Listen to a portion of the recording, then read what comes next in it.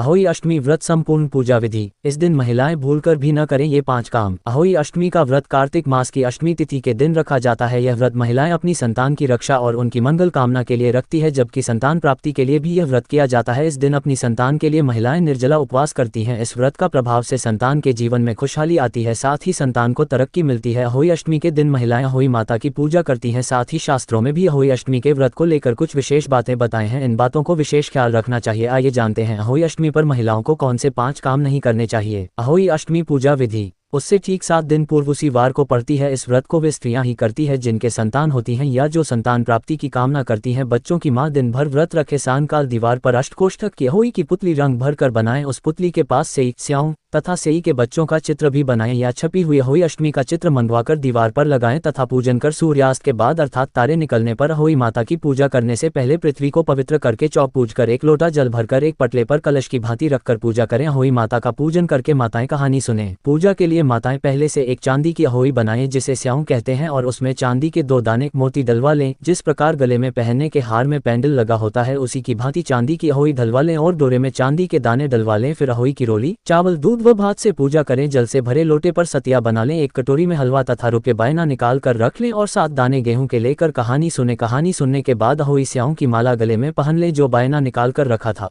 उसे सासू जी के पांव लगाकर श्राद्ध पूर्वक उन्हें दे देवें। इसके बाद चंद्रमा को अर्घ्य देकर भोजन करें। दिवाली के बाद किसी